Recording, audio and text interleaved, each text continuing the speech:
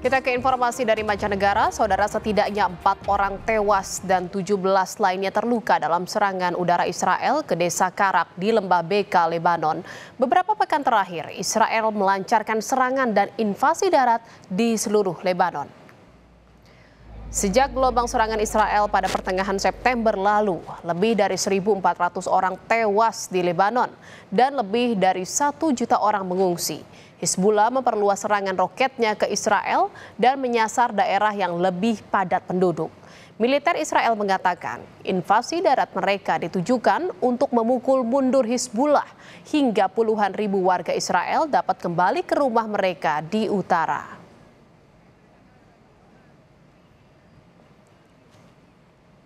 Saudara, Indonesia mengutuk keras serangan tentara Israel ke pasukan penjaga perdamaian PBB di Lebanon. Insiden itu melukai 2 personel Tentara Nasional Indonesia. Terhadap serangan tersebut, Indonesia mengutuk keras. Indonesia mengutuk keras serangan tersebut. Serangan terhadap personel dan properti PBB merupakan sebuah pelanggaran besar International Humanitarian Law dan juga resolusi Dewan Keamanan PBB nomor 1701.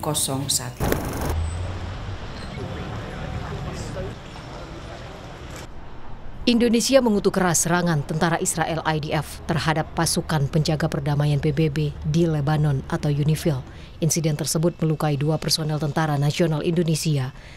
Menteri Luar Negeri Retno Marsudi mengatakan serangan itu melanggar hukum humaniter internasional dan resolusi Dewan Keamanan PBB.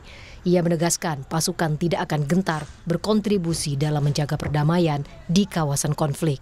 Retno mengaku sudah berkoordinasi dengan utusan tetap Indonesia di PBB untuk menyampaikan kecaman aksi tersebut.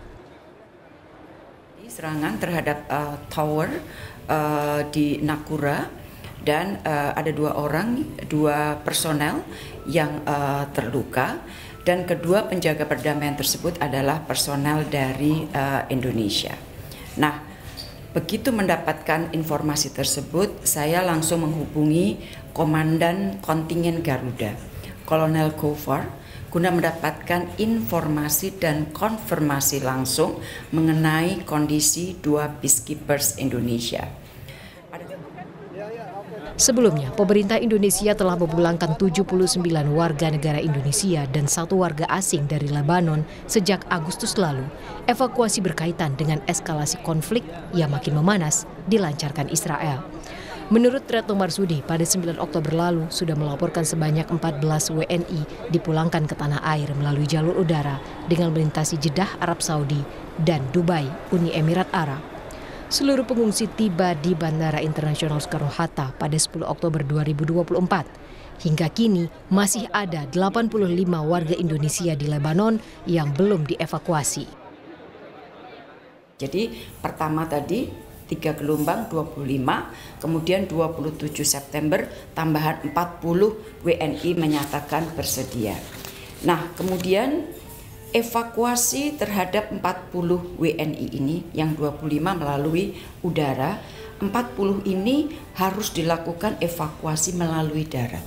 Karena udara sudah semakin sulit, airspace sudah buka tutup, maka pada saat itu kita mengambil keputusan mengevakuasi via jalur darat.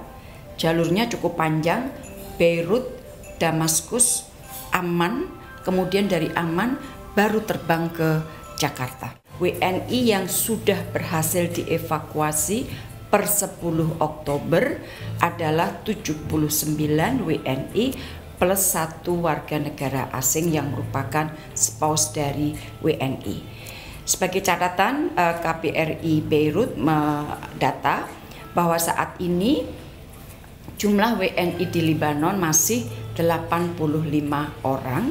Mayoritas adalah WNI yang menikah dengan warga negara Lebanon dan per saat ini belum ingin dievakuasi. KBRI Beirut sudah meningkatkan status menjadi siaga 1 pada 4 Agustus 2024. Situasi ini seiring peningkatan eskalasi yang dinilai bisa membahayakan keselamatan warga negara Indonesia. Evakuasi WNI akan terus melakukan evakuasi melalui jalur udara secara bertahap. Tim Liputan, Kompas TV.